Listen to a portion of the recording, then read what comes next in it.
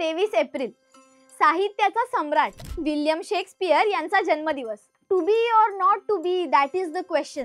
विवा शिरवाडकरांनी लिहिलेल्या नटसम्राट नाटकातील अप्पासाहेब बेलवलकरांच्या तोंडून आपण हे वाक्य ऐकतो, पण हे वाक्य कोणाशी संबंधित आहे? त्याचबरोबर एक दुजे के लिए, कयामत से कयामत तक, मकबूल, ओमकारा, हैदर, इशकजादे, गोलियों की रासलीला रामलीला हे काही हिंदी चित्रपट तुम्हाला नक्कीच माहित असतील। पण या चित्रपटांचं कथानक कशावर आधारित आहे माहितीये? हे सर्व चित्रपट एका इंग्रजी नाटककाराच्या नाटकाचे रूपांतर म्हणजेच ॲडॅप्शन आहे। त्या नाटककाराचे नाव म्हणजे William Shakespeare and to be or not to be that is the question. कोण होते हे विल्यम शेक्सपियर? जाणून घेऊया ह्या व्हिडिओमधून। नमस्कार, मी समृद्धी आणि तुम्ही पाहत आहात कलाकार दिनविशेष। विल्यम शेक्सपियर हे इंग्लिश भाषेतील सर्वात प्रभावशाली नाटककार आणि कवी होते। त्यांना बार्ड ऑफ एव्हॉन म्हणजेच काव्याची नदी असेही संबोधले जाते। त्यांची नाटकं आणि कविता आजही जगभरात प्रसिद्ध आणि प्रभावशाली आहेत।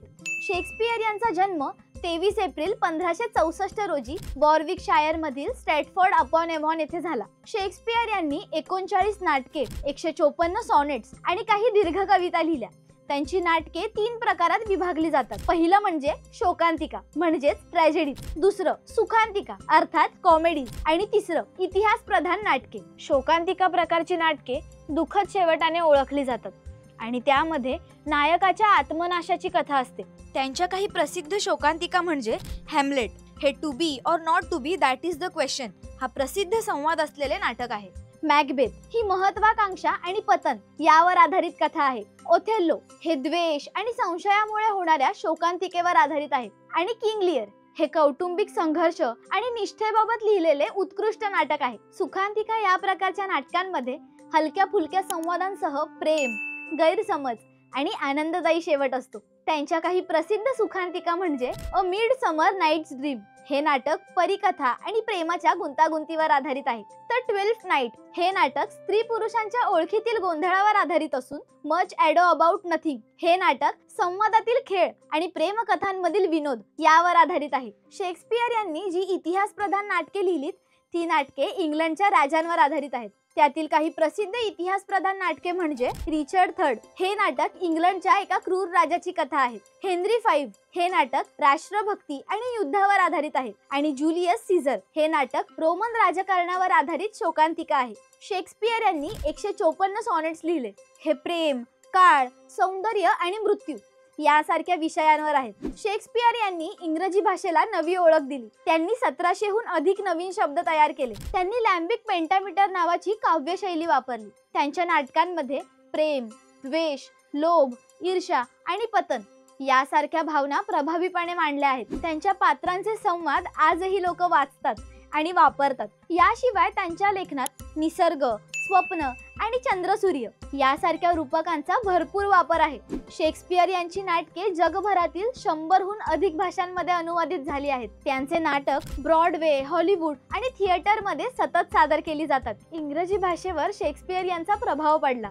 इंग्रजी भाषेत शेक्सपियर यांनी अनेक नवीन शब्द आणि वाक्प्रचार तयार केले, जसे की all the world's a stage and all the men and women merely players हे वाक्य ॲज यू लाईक इट या नाटकातील आहे। The fault, dear Brutus is not in our stars but in our selves हे वाक्य जुलियस सीझर या नाटकातील आहे। शेक्सपियर यांचा आधुनिक सिनेमा आणि साहित्यावर प्रभाव पडला आहे। अनेक चित्रपट आणि पुस्तके शेक्सपियर यांच्या नाटकावर आधारित आहेत। द लायन किंग हा डिझनीचा चित्रपट हॅमलेटवर आधारित आहे। बॉलिवूड मधले मकबूल, मॅकबेथचे रूपांतर, ओमकारा, ओथेल्लोचे रूपांतर, हैदर, हॅमलेटचे रूपांतर, कयामत से कयामत तक, इशकजादे आणि गोलियों की रासलीला रामलीला हे चित्रपट रोमियो जुलिएटवर आधारित एक रोमॅन्टिक शोकांतिका आहे। 1613 मध्ये नाटक लेखन थांबवून शेक्सपियर स्ट्रॅटफोर्डला परत आले।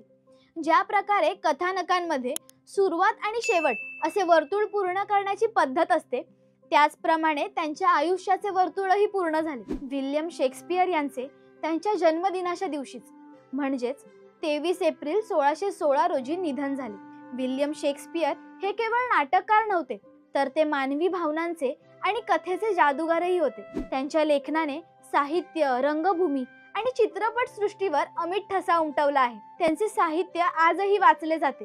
नाटके सादर केली जातात आणि त्या संवादांवर चर्चा होते. ही विशेष माहिती आवडली असेल तर लाईक करा, जास्तीत जास्त लोकांसोबत हा व्हिडिओ शेअर करा आणि हो, सगळ्यात महत्त्वाचं म्हणजे आपल्या कलाकार YouTube चॅनलला सबस्क्राईब करा, इंस्टाग्राम फेसबुक पेजला फॉलो करा आणि बघत रहा कलाकार दिनविशेष.